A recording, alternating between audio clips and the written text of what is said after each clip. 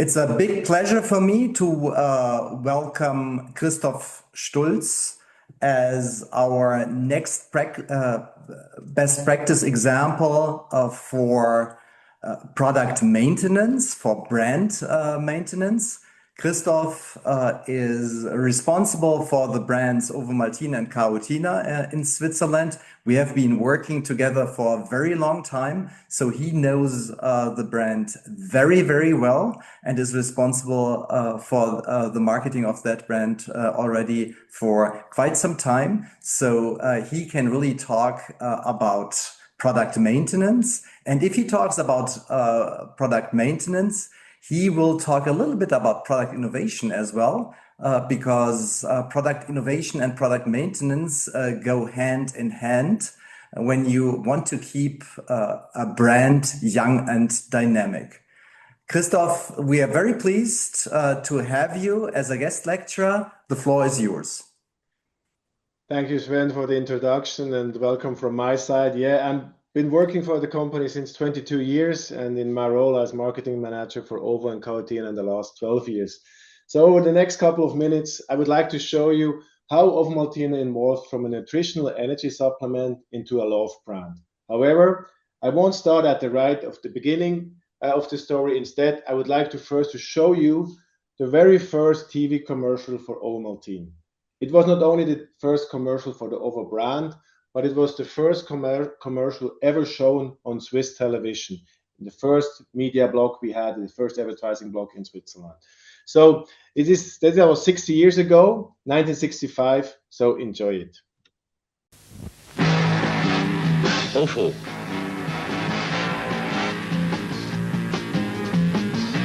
Ovo.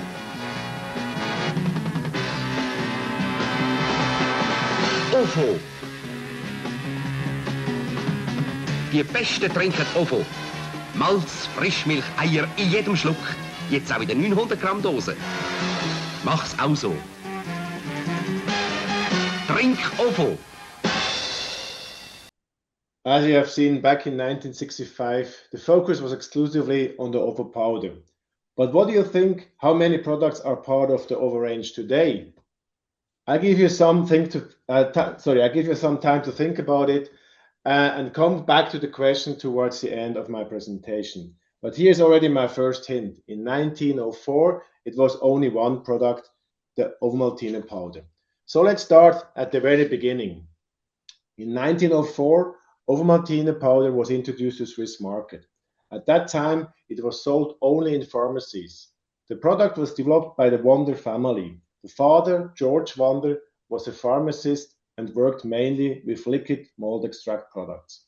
His son, Albert Wander, had the great idea and made the key innovation. He added barley malt extract, which is the base of Ovomaltine, and combined it with valuable proteins and cocoa.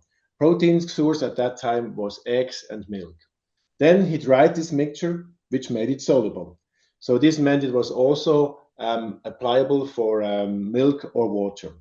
The idea for the product came from a serious problem at the time.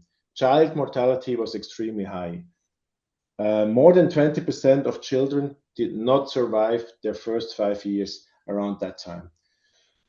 But thanks to its high nutrition value, Ovomaltine was discovered also by the world of sport. In 1932, Ovomaltine became the first official sponsor of the Olympic Games in Los Angeles. And by then, it was already distributed internationally.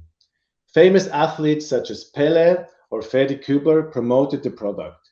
Today, it's almost hard to imagine that cyclists like Ferdi rode the great tours like the Tour de France with Ovomaltine in their bottles. Ovomaltine was as well present during the first ascent of Mount Everest by Sir Edmund Hillary. It was carried in the form of Ovosport, a bar launched in 1936. This was the first, what we would call today, line extension of Ovomaltine. For those who are still counting, at this point, we have 2 products in our range. Then in 1948, Chocovo was also introduced. Chocovo is basically coated with chocolate-coated Ovo Sport. So at that time, 3 products. Moving into 1965, From that time on, the company started to focus more on taste. The positioning shifted from pure health and energy to healthy energy that also tastes good. Because of this change, the unique Ovomaltine flavor became more important, the combination of malt, milk, and cocoa. In the 1970s, the Ovo Grand Prix was created. For many Swiss ski athletes, this competition became a very important starting point of their careers. Ski stars like Vreni Schneider or Didier Kusch gained their first race experience there. The brand communication also developed further, and in the 1980s, the first cult slogan was created. Hast du deine Ovo heute schon gehabt? Or in English, have you had your Ovo today? It became the first cult slogan of the brand. On the product side, new products were also introduced. In 1965, the Ovo drink, as you can see here on the picture at that time in Tetra packaging. And in 1978, the Ovo chocolate. And I will come back to the Ovo chocolate later on. And yes, that means, okay, 5 products at that time.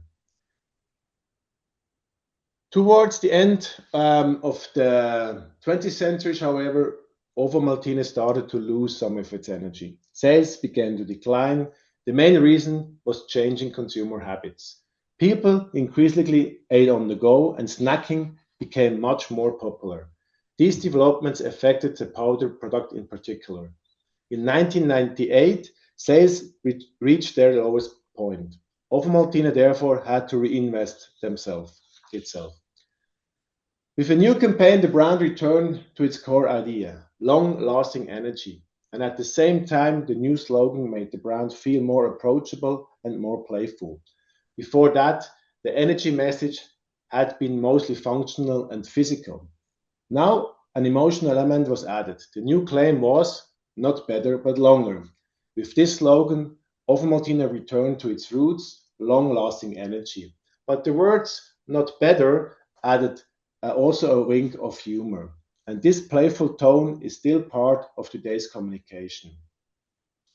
Along with the new positioning, new products were introduced, as Sven said at the beginning. But before I talk about those, I would like to show you the first commercial from the Not Better But Longer campaign in 1999.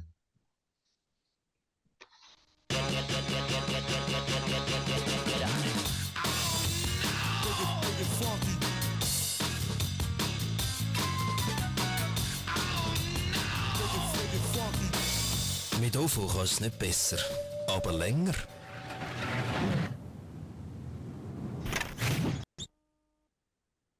Yeah, the campaign started in 1999, and after a short break, we continued to use the claim until today.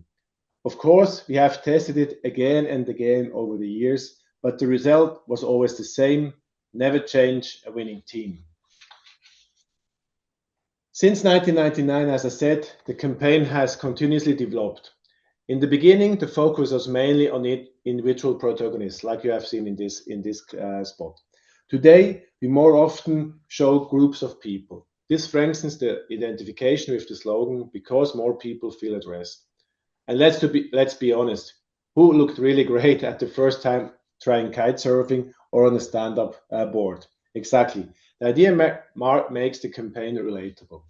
And it works even better in a group setting because no single person is put on the spot.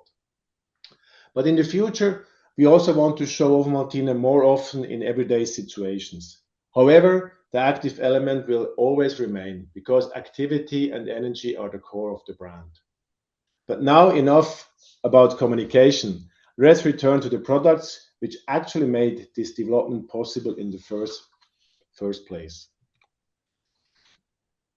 Before the year 2000, not very much happened on the product side. The company focused on a few strong products, and the powder was still at the center.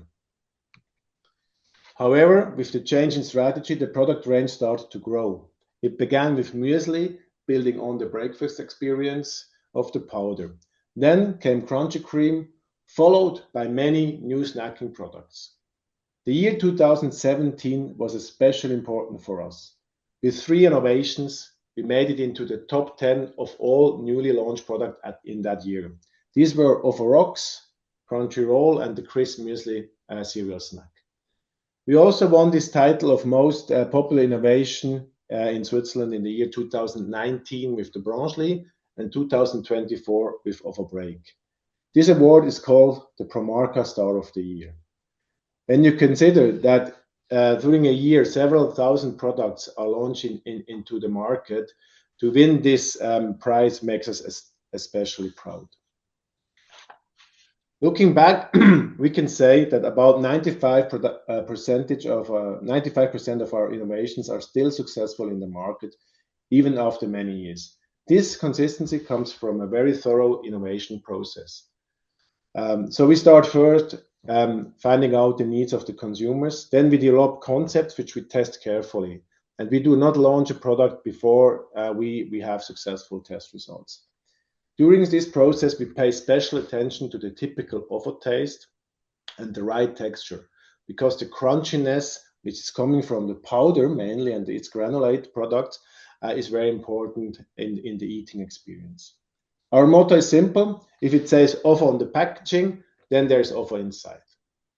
Alongside communication campaigns, we have also increased large sampling activities in recent years. For example, at big open-air festivals, or even directly in people's letterboxes at home.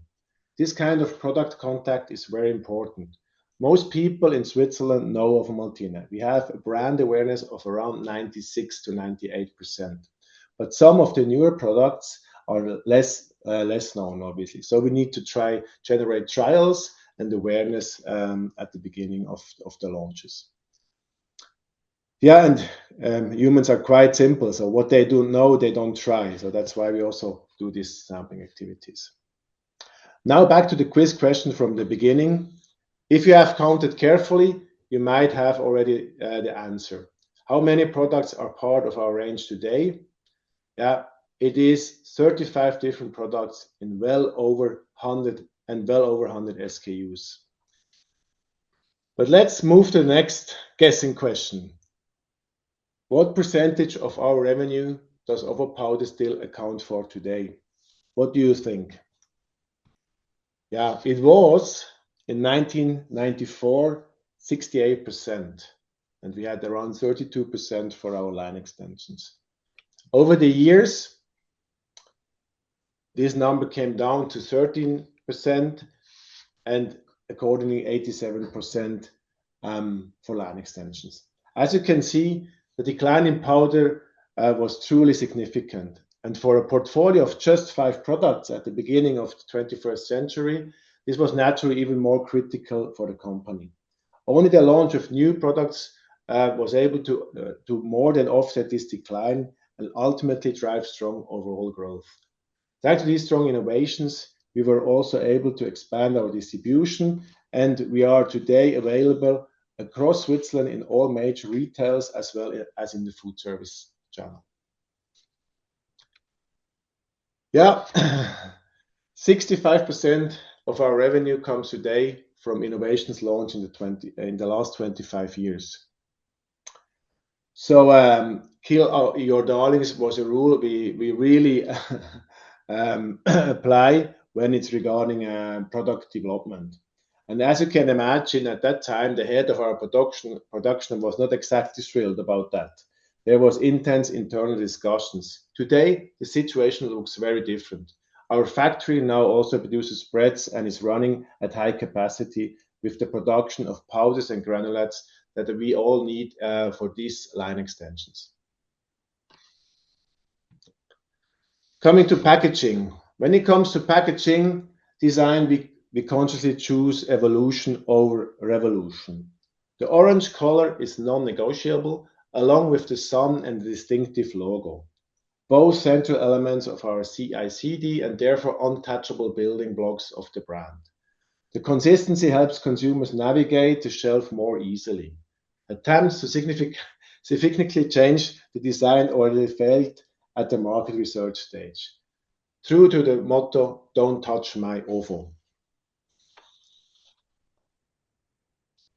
The expanding into new markets pays off, and as you can see on the following slides, right in the sporty way. We like to show things in a sporty way on the podiums, like on the Ovo Grand Prix. You can see a hit list of our product portfolio.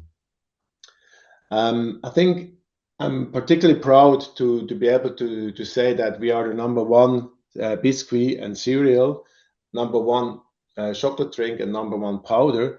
But when I saw this statistics the first time, I was really astonished to see that Ovomaltine is on the podium of chocolate tablets, and is close to the podium on the bite size if you consider these big brands we are here competing with. But today we could say one of the most important categories and who became our new hero product is Crunchy Cream. Crunchy Cream is not just one of the top SKUs, as you can see here, with position 2, 7, and 18, but is really the new base of our brand and also for our product development. Yeah, showing you a little bit the idea of how we celebrated 20 years of Crunchy Cream. Yeah, but it's right that the product is already 20 years old. It was basically an innovation or an idea from our consumers. Together with our agency Weirds, we came up with a user-generated campaign because, after all, the innovation of Crunchy Cream itself was also based on an insight from the community. What many people do not know is that the product originally owes its existence to Ovo fans who used to sprinkle Ovomaltine powder onto their buttered bread. So how do you celebrate such an anniversary in a way that not only puts the product center stage, but also the community? We simply turned the fans into creatives. More than 2,500 Ovo fans signed up through an open casting calls, from which 5 were selected to take part in an Ovo workshop directly at the heart of Ovomaltine in our factory in Neueneck. And they helped to create the anniversary campaign. From an initial idea and headline through the final poster, they developed their own campaign visuals. The project was accompanied by social media spots and influencer content, documenting the creative process and generating additional reach. The result was 5 original posters displayed across the whole of Switzerland. Authentic, creative, and created by fans for fans. An anniversary campaign that shows when the community helps invent a product, it should also be able to continue telling its story. The result is quite remarkable. Besides the more than 2,500 applications, almost 50 million contacts and 2,400 million views on social media. Another example of a consistency brand claim, we call it, is the Advent calendar. I don't know if you are familiar with this concept. It's basically you celebrate the whole month of December by having a little door every day with a chocolate treat. But most of the Advent calendars, they finish at Christmas, but not the Ovo Advent calendar. It is the longest Advent calendar on the world because it will last until New Year's Day. So 31 chocolate treats instead of just 24. So here we are really taking the claim to its length on the product side, which is not easy the case.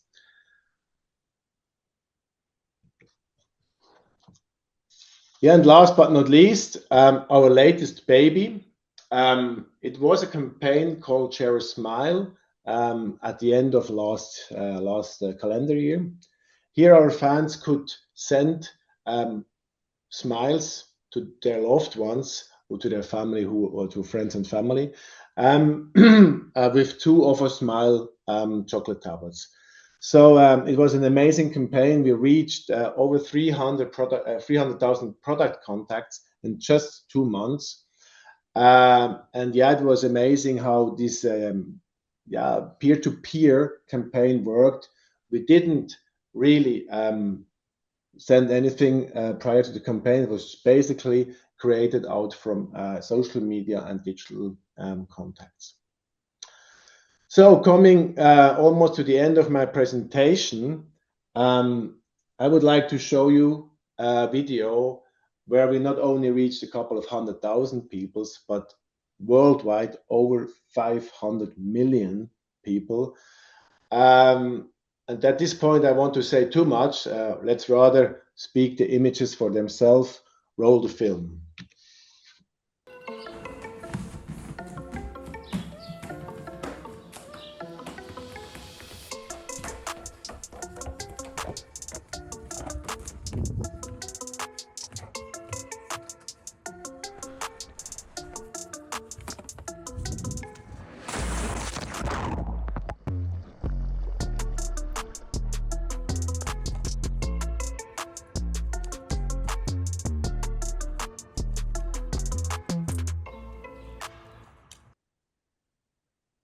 Yeah, I think he's still doing his somersaults. He's really an extreme athlete. Andre Ragetli, I don't know if you know him. The collaboration with him has been a great success, and we are looking forward to continue that collaboration. Andre is not just a true sports man on the snow, but he's really a pro when it's about social media. So yeah, let's hopefully we'll be able to bring some more content in the future. Which also, I mean, to reach 500 million is probably not going to work again, but we keep on trying. So yeah, this brings me to the end of my presentation. This slide is unfortunately in German, so sorry for that, but I think you get the message. I would like to thank you for your attention. And yeah, as you know, we try to convince or to reach the hearts of our consumers, and maybe I have managed to recruit one or two of you to the Ovo fan team. And if that had not quite been the case, as you know, our claim is not better but longer. So we keep on trying, and hopefully we can convince you in the future. Thank you very much for your attention, and have a great day. Thank you very much, Christoph, for that great presentation. Really amazing. So Ovo is definitely one of the most successful brands we have in Switzerland. I would have 2 or 3 questions for you still, because the audience can't ask questions if it's a recorded version. Then we discussed product maintenance, and we said, okay, product maintenance is always balancing 2 things. On the one hand, it's maintenance of the existing positioning, and on the other hand, it's adaptation to the environment to keep up to date. So what would you say for Ovo is really core? So something you would never change? And where do you think adaptation is pretty possible? Yeah. I think the core is really the key ingredients of the product, coming from product side, which is malt. Malt is a carbohydrate, which is a kind of an issue today because people try to eat less carbohydrates and less sugar. But since it's a more complex sugar, it's a long-lasting sugar. So this will always be part of the product because it's taste-giving, and it's also from the energy point of view what we believe is a better alternative to simple sugars. But what we have to adapt, and what we did, is that we really need to increase the protein level in our food. So we will bring down the level of malt, and in some products we added sugar, like in chocolate, and will reduce that in favor to proteins. We have launched a couple of protein products, and we are about to launch a new product. So probably by the time you will see this video, it will be on the market, which is a new high protein powder. But we also reduced the sugar content, for example, in the cereal muesli by 20%. So this is something on the product side. On the brand side, it's the claim. We are about to launch a new campaign as well. The campaign will be on air, and we have had long discussions with the agencies. Should we continue with not better but longer?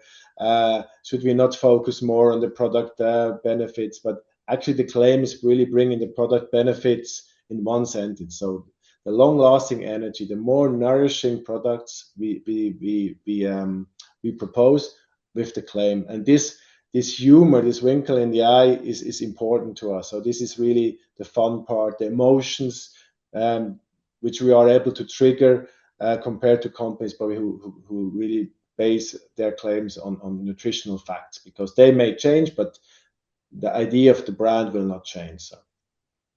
Many marketeers and especially agencies, they love to change slogans. They love to change logos from time to time because they might be becoming boring for those who see them day to day. But I usually say, okay, marketeers are interested in logos, customers are not. Do you think that most fast-moving consumer goods change their campaigns and their slogans too often? I mean, it's difficult if you don't have such a strong campaign as we have, and we have tested not only the awareness but also the acceptance, and we have very good value. So that's really something, yeah, which is not the case for every company. You might find this campaign not better but longer, and you try to change, constantly change. But I think once you have really a good campaign, stick to that campaign and rejuvenate the campaign. I mean, we know that we have also a wear-out effect of let's say 40 years of the different stories or spots. But if we bring new ideas to the campaign, like new sports, I remember when we showed kitesurfing. Kitesurfing was not a really a popular sport. When we showed stand-up paddling, we were one of the first showing stand-up paddling in a commercial. So today I see these boards on every lake and on every river in Switzerland. So it's about finding the new tone also for the new generations. Today, obviously, generations have a different approach to the products, and thanks in combination with the products, we believe it's very strong to stick to what you have. And we have also on the logo side, we have tested that. We also tried to be more revolutionary, but it was not successful. So people, and I mean, in our case, it's even more important. We are in 15 different categories. So people need to find our products very fast. And if you go to a chocolate tablet shelf, you see probably hundreds of tablets. And the orange color is really helpful, and people find the tablet very fast. And obviously, this is a huge advantage. You showed us so many successful brand extensions. When you introduce a new extension, are there one or two critical questions you say, okay, we have to be able to answer that question in order to make sure that it's going to be a success? So what are your golden questions? When we do the product testing, it's the offer taste and the texture, which especially for ready-to-eat products, so not for drinks. Obviously, it's but even there, our drinks are a little bit more creamy because we want to transport this message that it's for longer. You probably have some parts of ovo powder in your between your teeth. That's not that, but the texture and the taste, that's the two critical criteria. And if you don't get enough of a taste, and that's, for example, something we struggle with protein products, because protein brings a lot of its own taste. So if you want to add protein to a product, obviously you need to add protein, and this can be whey or pea proteins depending on the product. So this is always tricky, and and that's but something we need to work on, and then work close with R&D, our colleagues in R&D. They are also situated in Neueneck, so we have a close collaboration. Then really find out, find new ideas, and then be innovative on the product side to really, because people look for this taste. It's really, we had products which were failing, and it was mostly that they didn't reach the criteria of taste. Do you do blind tests with competitive products before you launch it? When we do innovation, we do always first blind tests and then branded tests. And that's also interesting to see what's the uplift of the brand, what the brand image and the brand values bring to a product, because it's amazing, that is where we see how valuable the brand is. Because if you do the blind tasting and then you add the product in a branded box or whatever in a bag, wow, then it's really this uplift. And this is showing us that we are, having a strong brand and bringing us this uplift. But if you don't get in the blind test the right result, we won't launch the product, because That's why brand is absolutely key. It's our most important test variant, the blind test, because we know the brand will always help. Yeah. It's just amazing. My last question would be, you focused very much on the Swiss market because you are responsible for Ovomaltine in the Swiss market, but Ovo is a very strong brand, not only in Switzerland, but in some international markets as well, especially in some even very, very strong. Could you say something to the international Ovomaltine? Yes, absolutely. We are present in over 100 countries, and we have production facilities all over the world. We just opened a new plant in Nigeria. So Nigeria was a very strong Ovomaltine country in the history, and got a little bit forgotten over the past years. But now we have basically this smaller but the same technology as we have in Neueneck in Nigeria. The biggest Ovo factory, however, is in Thailand. Thailand is the biggest Ovo country worldwide, and I think that's also probably quite surprising. And so, yeah, we are all over the world. We are spread all over the world. China is important. But what is quite unique, we have very different positionings. So if you go to Brazil, in Brazil, we are the most sold shake in McDonald's. So it's pure indulgence. It's Ovo taste, and this flocos crocantes is really like this crunchy granulates, which the people love. In Thailand, we are really still based as a malnutrition brand or provider. So we provide better nutrition for the kids that they become stronger, because in these countries it is still a topic that good nutrition is not affordable. And in Europe, our most important market besides Switzerland is Germany. It's really about crunchy cream, and it's the goodness of crunchy cream. Nutella, everybody knows Nutella is a great brand, but we offer some differences with the crunch, with the malty taste, with the palm oil-free recipe, which is also important nowadays. So yeah, we are all over the world, but still the highest per capita consumption we have definitely in Switzerland. Thank you very much, Christoph. Amazing success story. Thanks for sharing that with us. Thanks, Sven.